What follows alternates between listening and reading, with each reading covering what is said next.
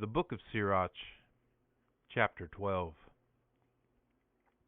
If thou doest well, wite thou to whom thou doest, and much grace shall be to thy goods.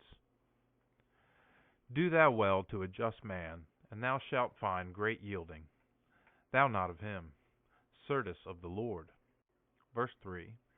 It is not well to him that is customable in evils, and to him that giveth not alms. For why? The highest both hateth sinners, and doeth mercy to them that do in penance. Verse 4. Give thou to a merciful man, and receive thou not a sinner. God shall yield vengeance both to unfaithful men and to sinners, keeping them in the day of vengeance. Verse 5. Give thou to a good man, and receive thou not a sinner. Verse 6.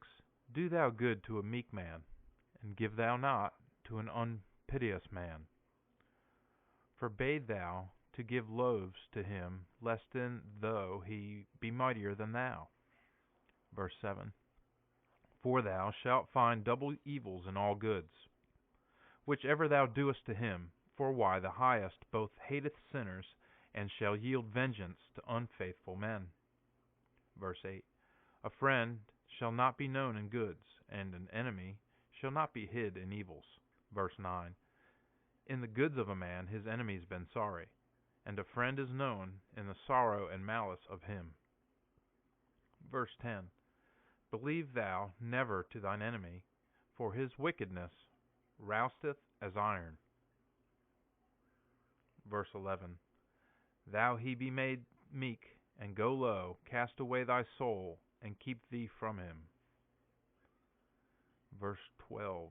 Set thou not him besides thee, neither sit he at thy right side, lest he turn and stand in thy place, lest peradventure he turn into thy place, and inquire thy chair, and in the last time thou know my words, and be pricked in my words. Verse 13. Who shall do medicine to an enchanter smitten of a serpent, and to all men that neigh unto beasts, and to him that goeth with an evil man, and is lapped in the sins of him? Verse 14. In 1 hour he shall dwell with thee, so that if thou bowest away, he shall not bear up. Verse 15. The enemy maketh sweet in his lips, and in his heart he setteth treason, to overturn thee into the ditch. Verse 16. The enemy weepeth in his iyen, and if he findeth time, he shall not be filled of blood. Verse 17. If evils befall unto thee, thou shalt find him the former there. Verse 18. The enemy shall weep before thine eye, and he is helping shall undermine thy feet. Verse 19.